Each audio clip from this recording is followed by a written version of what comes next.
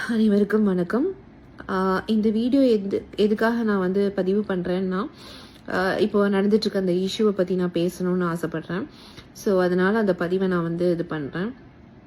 நேற்று வந்து women's commissioner இதுலேருந்து வந்து ஸ்டேட்மெண்ட்டை வந்து ப்ரெஸ்ஸில் வந்து போட்டிருந்தாங்க. மீடியாஸ் அண்ட் இதில் பப்ளிஷ் பண்ணிகிட்டு இருந்தாங்க.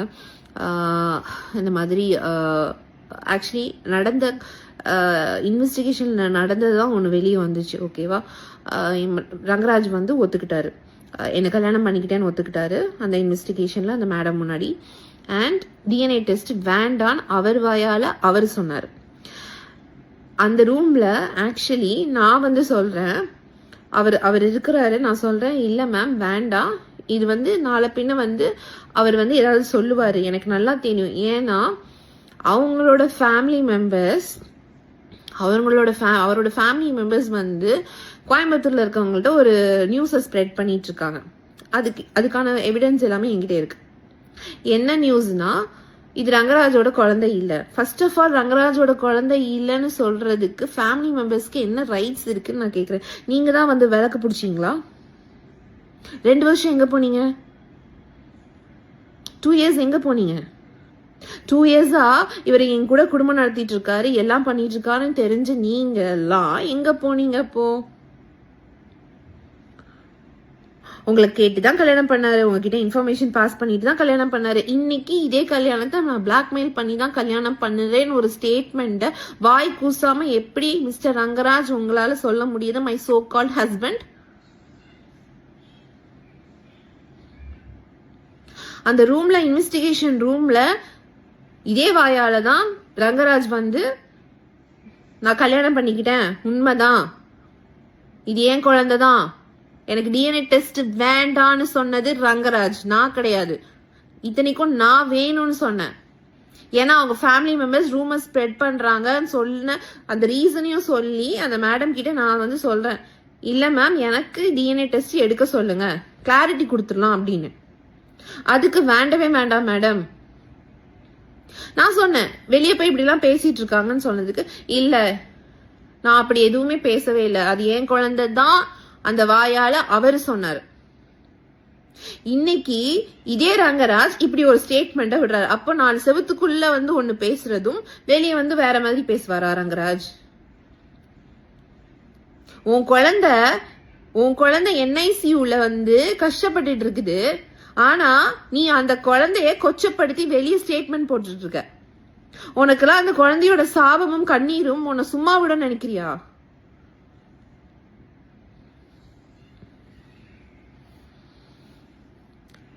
பிளாக்மெயில் பண்ணி பாப்போம். ஒரு பொண்ணு, சரி நான் தெரியாம தான் கேட்கிறேன், ஒரு 15 பொண்ணுங்க வந்து உன்னை பிளாக்மெயில் பண்ணி என்ன கல்யாணம் பண்ணு அப்படின்னு சொன்னா நீ 15 பொண்ணுங்களையும் கல்யாணம் பண்ணிடுவியா?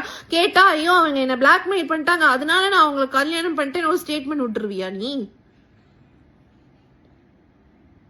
என்ன சுத்தி இருக்கவங்க எல்லாருக்கும் தெரியும் நீ எப்படி என்ன கல்யாணம் பண்ணன்னு. எவிடன்ஸே இருக்குது.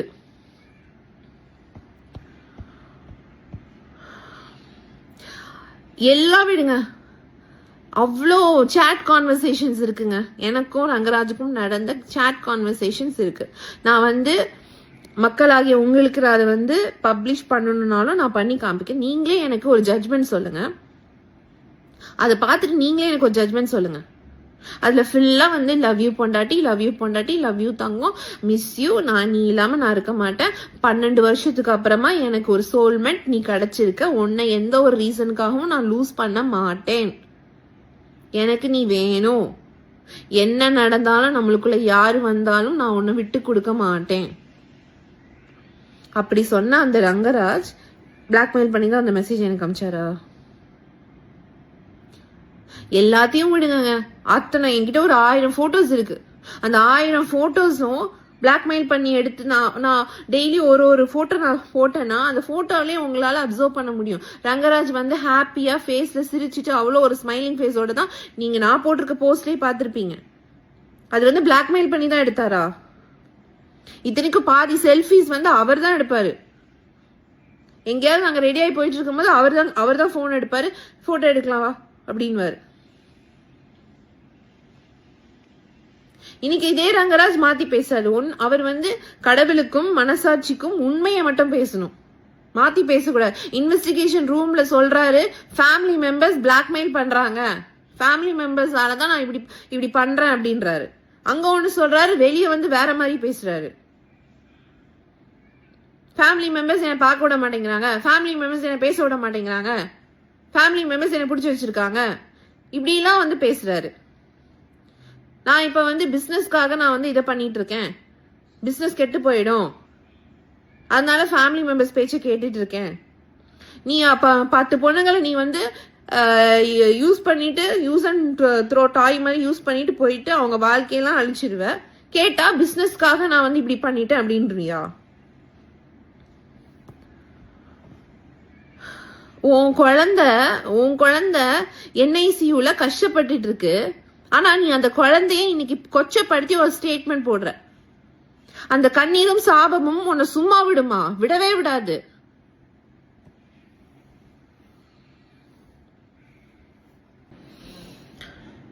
ஸோ பார்ட் 2 கண்டினியூ பண்றேன், ஏன்னா லென்த்தா இருந்துச்சு. அந்த ரூம்ல நடந்த விஷயங்கள் எல்லாம் வந்து நான் இப்ப ஷேர் பண்ணனேன்னு வச்சுக்கோங்க. அந்த இன்வெஸ்டிகேஷன் ரூம்ல உமன்ஸ் கமிஷனர் ஆஃபீஸ்ல நடந்ததெல்லாம் நான் ஷேர் பண்ணேன்னு வச்சுக்கோங்களேன். எதுக்கு ரங்கராஜ் இந்த மாதிரி பேசுறா நீங்களே கேட்பீங்க. ஒரு உமன்ஸ் கமிஷனர் ரூம்குள்ள நடந்த ஒரு இன்வெஸ்டிகேஷனை நானோ இல்ல ரங்கராஜோ ஆபீசர்ஸோ பொய் சொல்ல முடியாது. ஏன்னா இட்ஸ் அ கவர்மெண்ட் அத்தாரிட்டி. ஒரு அரசு சம்பந்தப்பட்ட ஒரு இடத்துல இருந்து நம்ம வந்து பொய் பேசணும்னா அவங்க கிட்ட எவிடன்ஸ் இருக்கும், எல்லாமே இருக்கும், நம்ம மாட்டிப்போம். அதையும் மீறி எந்த தைரியத்துல வெளியே வந்து நீ இப்படி ஒரு ஸ்டேட்மெண்ட்டை கொடுக்குறன்னு எனக்கு தெரியல. அன்னைக்கு அந்த இன்வெஸ்டிகேஷன் ரூம்ல சொல்றாரு மிஸ்டர் ரங்கராஜ், அந்த மேடம் கிட்ட ஆபீசர் கிட்ட சொல்றாங்க, என்னோட ஃபர்ஸ்ட் ஒய்ஃபை வெளியே வச்சுட்டே சொல்றேன் மேடம், ஜாய மாதிரி யாராலையும் என்ன பார்த்துக்க முடியாது, நான் ஜாய மிஸ் பண்றேன். அப்ப அந்த ரங்கராஜ் யாரு? ஏன் அதை வந்து ஸ்டேட்மெண்ட்ல விடல? அப்ப அன்னைக்கும் வந்து ஆபீசர் முன்னாடி நான் பிளாக்மெயில் பண்ணி உங்களை சொல்ல சொன்னேனா?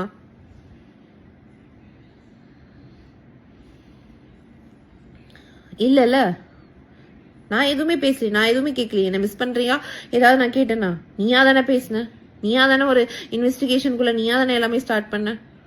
எடுக்கும்போதே சொல்றாரு, அட்வொகேட் பேச்செல்லாம் நான் கேட்கல, இந்த ரூம்குள்ள அட்வொகேட்லாம் நான் எடுத்து வெளியே வச்சுறேன், மனசுல இருந்து பேசுறேன், மனசுல இருந்து ஜாயை மிஸ் பண்றேன்னு சொன்ன ரங்கராஜ் இன்னைக்கு வெளியே வந்து அந்த 4 செவத்துக்குள்ள நடந்தது அப்படியே போய் மாத்தி வந்து ஒரு ஸ்டேட்மெண்ட்டை வெளியிடுறார்.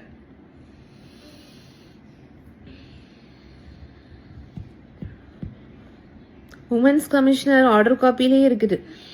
அவர் ஒத்துக்கிட்டாரு, என்ன கல்யாணம் பண்ணதை ஒத்துக்கிட்டாரு. டிஎன்ஏ டெஸ்ட் வேண்டான்னு சொன்னாரு. டிஎன்ஏ டெஸ்ட் வேண்டான்னு சொன்னது மிஸ்டர் ரங்கராஜ், நான் கிடையாது. நான் வேணும்னு தான் சொன்னேன், because I want to prove my self. அன்னைக்கு வேண்டான்னு ஸ்ட்ரெஸ் பண்ணது ரங்கராஜ். அந்த ரங்கராஜ் எங்க போனாரு? பறந்து போயிட்டாரா? ஸோ இன்னைக்கு வந்த ஸ்டேட்மெண்ட்டும் அன்னைக்கு ரூம்ல சொன்ன இதுவும் ஒன்னா?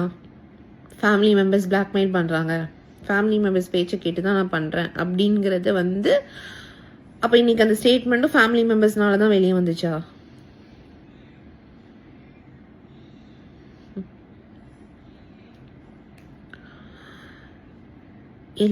எல்லாத்தையும் விட்டுட்டு மனசாட்சின்னு ஒண்ணு இருக்கு ரங்கராஜ். கடவுளுக்கு பயந்து மனசாட்சிக்கு பயந்து என் கூட ஒரு 2 வருஷம் வாழ்க்கை வாழ்ந்தது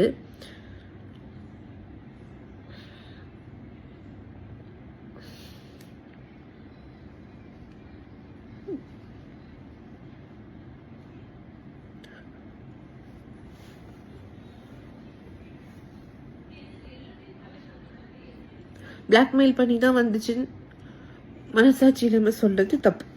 கடவுள் பார்த்துட்டு இருக்காரு. ஏன்னா அவ்வளோ ஃப்ராங்கா சொல்லணும்னா அவ்வளோ லவ்வி டவ்வி மெசேஜஸ் இருக்கு.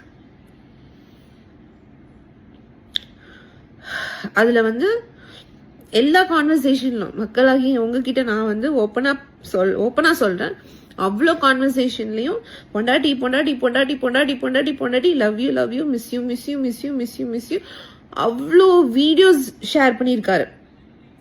நான் எங்கேயாவது டிராவல்ல இருந்தேனோ இல்லை அவர் டிராவல்ல இருந்தாரோ வீடியோஸ் அனுப்பிச்சிட்டு இருப்பாரு ரெக்கார்ட் பண்ணி. ஷர்ட்டை போட்டுட்டேன், குளிச்சுட்டேன், கிளம்பிட்டேன், தங்கம் சாப்பிட்டுட்டேன், தங்கம் இன்னைக்கு இட்லி அது இது ஃபுல் அப்டேட் மார்னிங்லேருந்து நைட் வரைக்கும் நடக்கிற அப்டேட்டை வந்து எனக்கு வீடியோவாக கேப்சர் பண்ணி எனக்கு சென்ட் பண்ணுவார். அதில் ஒன் ஆஃப் த வீடியோ தான் நான் வந்து 2 months பேக் ரிலீஸ் பண்ணியிருப்பேன், ஓய் பொண்டாட்டி அப்படின்னு.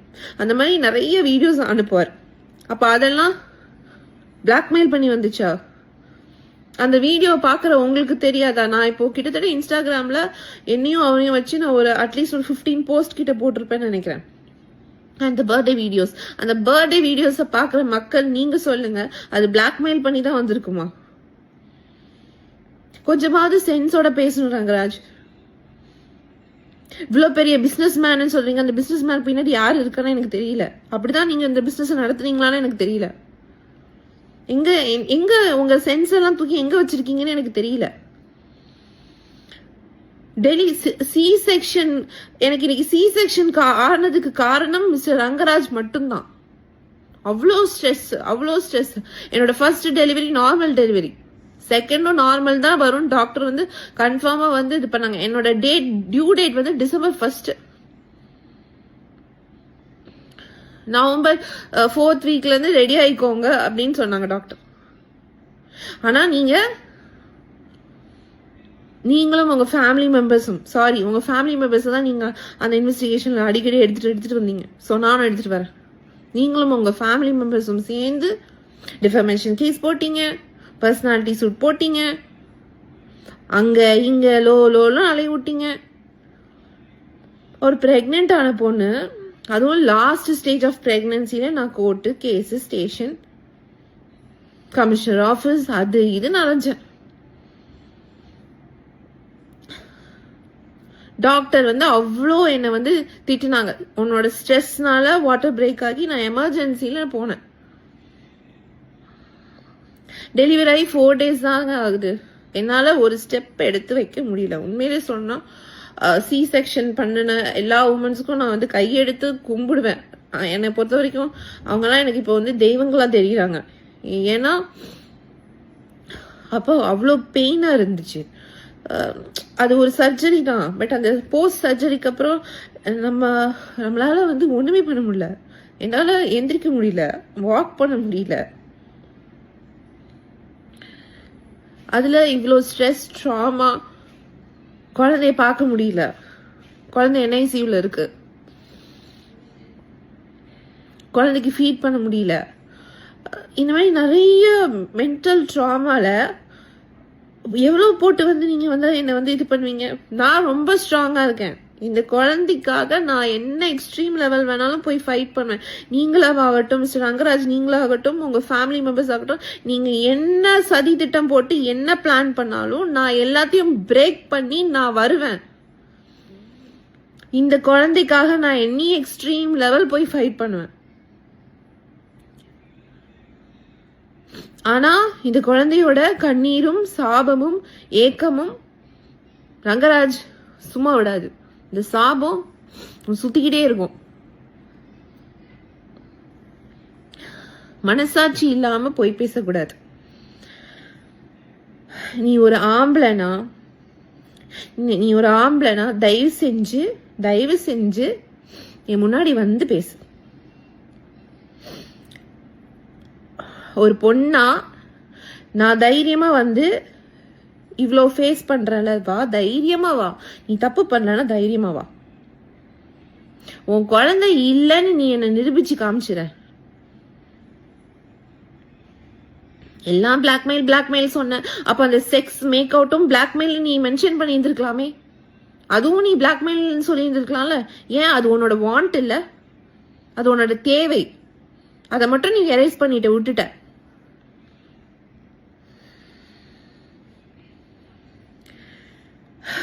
ஒரு பொண்ணை எவ்வளோ கொச்சப்படுத்தணுமோ படுத்துவீங்க.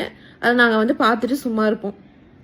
நான் ஃபைட் பண்ண ரெடியாக இருக்கேன். எனி எக்ஸ்ட்ரீம் லெவல் நான் போய் ஃபைட் பண்ணுவேன்.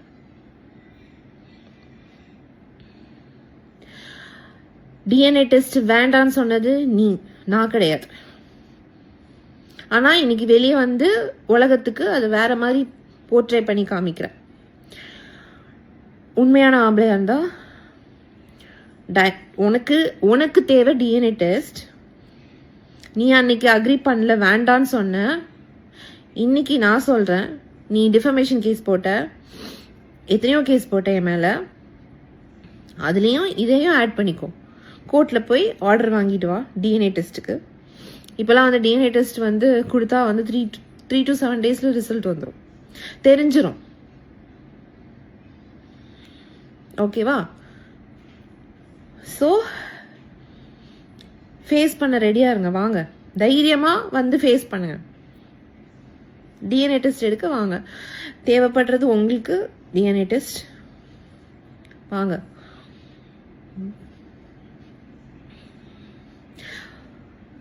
படுக்கும்போது தெரியலாம் உங்களுக்குலாம் டிஎன்ஏ டெஸ்ட் வேணும்.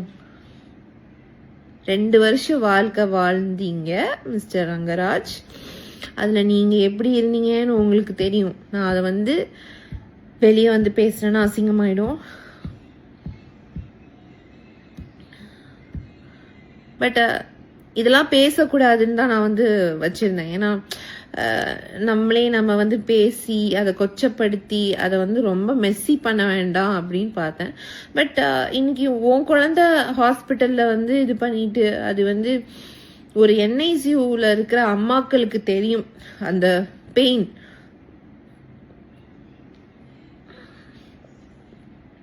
அப்படி ஒரு பெயின் கோத்ரூ பண்ணிட்டு இருக்கும்போது நீ வந்து உன் குழந்தைய கொச்சப்படுத்தி ஒரு ஸ்டேட்மெண்ட் போடுறல, அதுக்கு நீ கண்டிப்பா அனுபவிப்ப. அதுக்கு நீ ஆன்சர் சொல்லி தான் ஆகணும். ஸோ நான் ரெடியா இருக்கிறேன் டிஎன்ஏ டெஸ்ட்டுக்கு. நீ ரெடியாகி வா.